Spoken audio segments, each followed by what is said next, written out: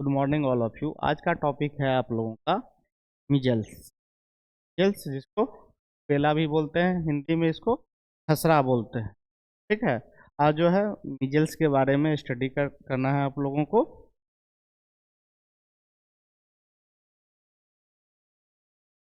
Production.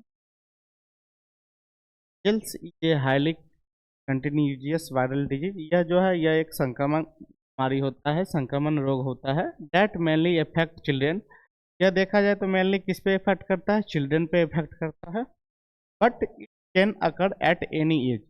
देखा जाए तो यह किसी भी एज वाले इंसान को मिजल्स जैसी बीमारियां हो सकती है, जिसको खतरा बोलते हैं। It spread easily through the air and close connect when an infected person. यह जो है ज़्यादातर देखा जाए तो हवा के माध्यम से फैलता है। साथ ही साथ जो है अगर कोई जो है इन्फेक्टेड पर्सन्स होते हैं, उनके अगर संपर्क में आते हैं तो उनसे जो है ये बीमारी जो है फैलने का काम करता है, जिसको हम लोग संक्रमण डिजीज भी बोलते हैं। The common symptoms are fever. इसका जो है कॉमन सिम्टम्स जो है इन बीमारियों के लक्षण जो है ज़्यादातर देखा जाता है, जो बुखार आते हैं, सर्दी होते हैं, रेड आइज, आँख आँख पे जो है लालीपन आने लगता है, and a red rash that spread on the body. और उस शरीर पे जो है लाल लाल चकते चकते जैसे दाने जो है, स्पॉट्स जो है देखने के लिए मिलते हैं। इनके जो है ये सब लक्षण हुए इन बीमारियों के। Measles can cause serious complications like pneumonia and diarrhoea. अब जो है मिजल्स जैसे बीमारी में ज़्यादातर सीरियस कंडीशंस भी देखने के लिए मिलते हैं, जिसमें निमोनिया और डायरिया जैसे सिम्टम्स देखने के लिए मिलते हैं। Measles is a preventable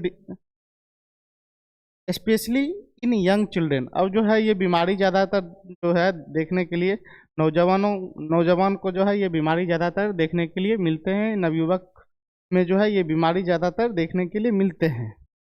however measles is a preventable disease. इन बीमारियों से बचाया जा सकता है किसके through? Vaccination is the best way to protect against measles.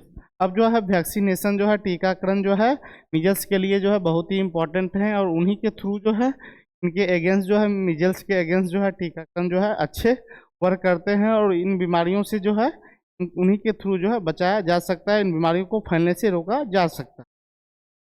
Proper immunisations and awareness can help control measles and protect public health. और जो है लोगों को जागरूक करके, लोगों को टीकाकरण के बारे में बतला के जो है इन बीमारियों पे कंट्रोल किया जा सकता है। इन बीमारियों को फैलने से जो है खसरा जैसी संक्रमण बीमारी को फैलने से रोका जा सकता है।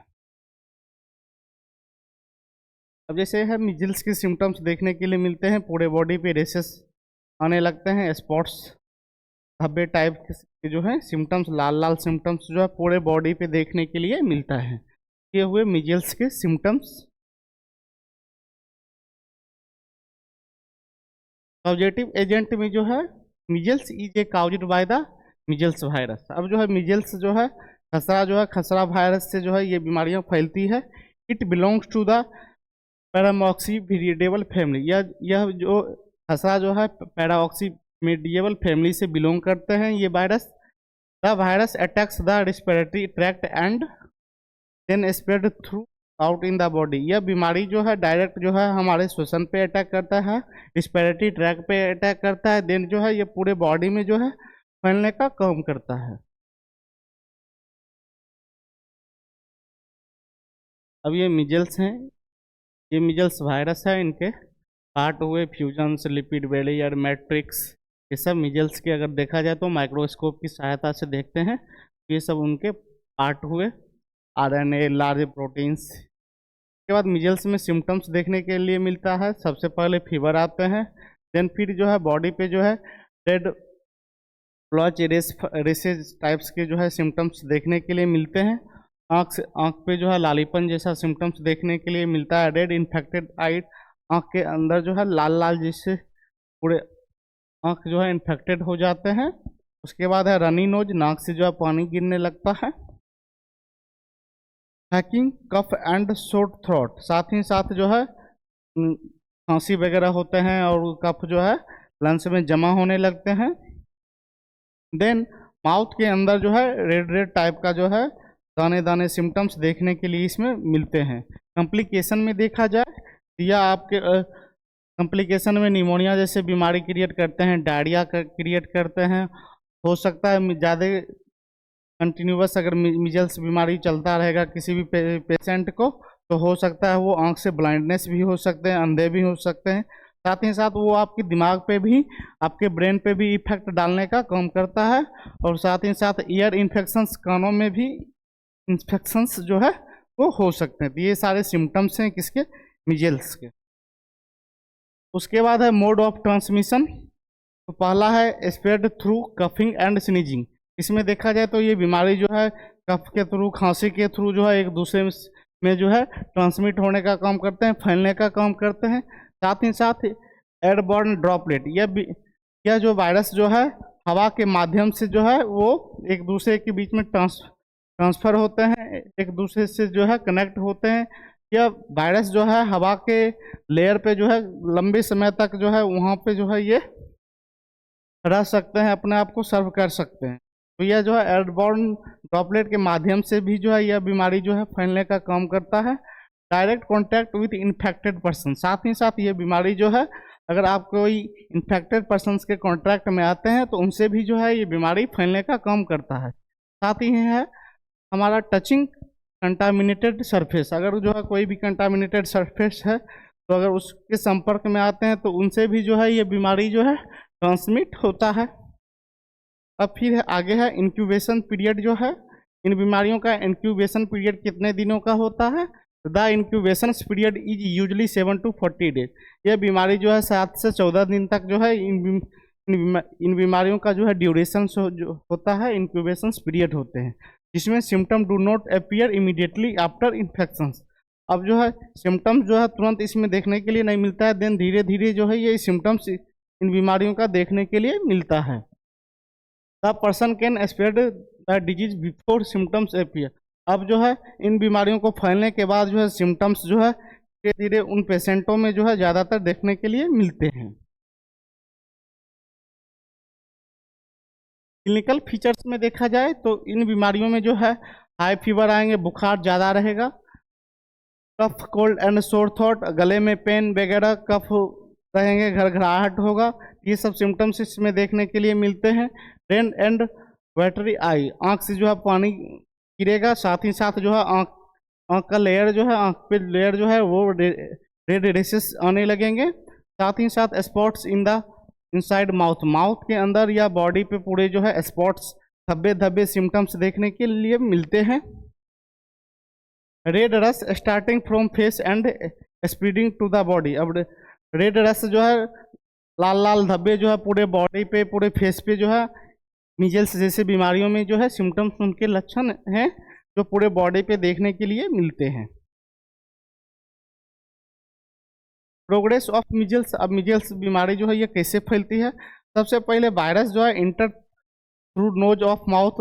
अब वायरस जो है माउथ और नोज के थ्रू जो है वो बॉडी के अंदर इंटर करते हैं, और बॉडी में इंटर होने के बाद जो है ये हमारे रिस्पिरेटरी ट्रैक्ट पे इन्फेक्टेड करते हैं। सबसे पहले रिस्पिरेटरी ट्रैक्ट पे इन्फेक्टेड करते हैं, साथ ही साथ जो है उसके बाद जो है ये बीमारी जो है वायरस स्प्रेड्स इन ब्लड, और वायरस जो है वह हमारे ब्लड के संपर्क में आते हैं। देन पूरे स्किन रेसेस एंड फीवर, पूरे स्किन पे जो है रेसेस आने स्टार्ट होते हैं। साथ ही साथ जो है बुखार जैसा सिम्टम्स देखने के लिए, खसरा जैसे बीमारी में जो है देखने के लिए मिलते हैं। कॉम्प्लिकेशंस में देखा जाए तो निमोनिया जैसे बीमारी डिजीज क्रिएट होंगे, डायरिया वगैरह होंगे, ईयर इन्फेक्शंस, कान में इन्फेक्शंस होंगे, इंसेफेलाइटिस, ब्रेन इन्फेक्शंस वगैरह भी हो सकते हैं, ब्रेन में इन्फेक्शंस क्रिएट होंगे, can be fatal in service cases. और ये सारे केसेस जो है ज़्यादातर देखने के लिए इन बीमारियों में मिलता है, जिसमें डायरिया, निमोनिया, कान का इन्फेक्शन, साथ ही साथ पूरे जो है हमारे रिस्पिरेटरी ट्रैक्ट में इन्फेक्शन, सारे इन्फेक्शंस जो है इन बीमारियों में देखने के लिए मिलते हैं, जिससे हमारा पूरा जो है ऑर्गन जो है धीरे धीरे इन्फेक्टेड होने लगता है। प्रिवेंशन, अब इन बीमारियों से कैसे बचा जा सके। मीजल्स वैक्सीन से लेके, टीकाकरण लेके जो है इन बीमारियों पे रोक लगाया जा सकता है, इन बीमारी पे कंट्रोल किया जा सकता है। प्रॉपर आइसोलेशन ऑफ पेशेंट, अब जो पेशेंट हैं उनको आइसोलेशन करना चाहिए ताकि जो है वो बीमारी जो है एक दूसरे को ना फैले और वो बीमारी जो है पूरे समुदाय में ना फैले। आइसोलेशंस करके जो है उन बीमारियों पे रोक लगाया जा सकता है। मेंटेनिंग हाइजीन, और हाइजीन मेंटेन करके जो है उन बीमारियों पे रोक लगाया जा सकता है। साफ सुथरा जगह पे रहने के लिए और जंक फूड वगैरह अवॉइड करने के लिए पुअर सैनिटेशन को दूर करके जो है इन बीमारियों पे रोक लगाया जा सकता है। Avoid close connect with infected person, साथ ही साथ जो है इन्फेक्टेड पर्सन जो होते हैं उनसे जो है दूरी बना के जो है इन बीमारियों पे जो है रोक लगाया जा सकता है। इन बीमारियों को कंट्रोल किया जा सकता है। कौन सी बीमारी? खसरा नामक बीमारी पे कंट्रोल किया जा सकता है। अब रोल ऑफ फार्मासिस्ट, एक फार्मासिस्ट का क्या रोल होता है?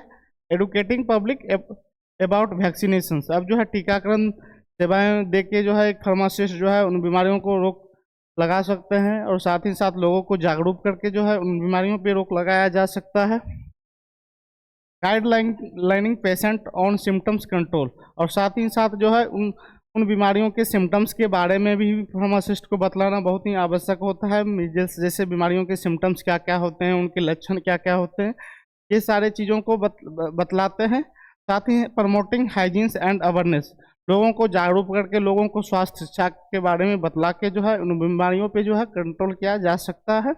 सपोर्टिंग इम्यूनाइजेशन प्रोग्राम, साथ ही साथ जो है स्वास्थ्य सेवाएं प्रदान करके, टीकाकरण सेवाएं प्रदान करके जो है उन बीमारियों को दूर भगाया जा सकता है, उन बीमारियों पे कंट्रोल किया जा सकता है। तो ये सारी वर्क जो है एक फार्मासिस्ट का रोल होता है, जो लोगों को बतलाना, लोगों को जागरूक करना, ताकि जो है बीमारियों पे कंट्रोल किया जा सके, बीमारियों पे रोक लगाया जा सके।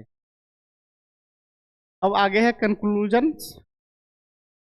Measles is a serious but preventable disease, अब मिजल्स जो है यह एक बहुत ही खतरनाक बीमारी होते हैं उन पे कंट्रोल किया जा सकता है, उन बीमारियों से बचा जा सकता है।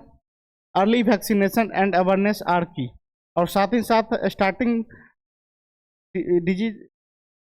के समय ही जो है अगर वैक्सीनेशन सेवाएं लेके जो है, टीकाकरण सेवाएं लेके जो है उन बीमारियों पे कंट्रोल किया जा सकता है, उन बीमारियों से जो है बचा जा सकता है। Pharmacist play an important role in prevention, एक फार्मासिस्ट का जो है अहम रोल होता है इन बीमारियों से बचाने के लिए, ताकि जो है लोगों को जागरूक कर सके और लोगों को स्वास्थ्य शिक्षा के बारे में बतला सके, ताकि जो है इन बीमारियों पे कंट्रोल किया जा सके और समुदाय में जो है इन बीमारियों से फैलने से रोका जा सके। तो ये सब सारे काम जो है एक फार्मासिस्ट का होता है, वो लोगों को जागरूक करे ताकि जो है बीमारी ज़्यादा ना फैले और लोग ज़्यादा बीमार ना हो और बीमारी से बच सके। तो आज के लिए इतना ही। Thank you so much.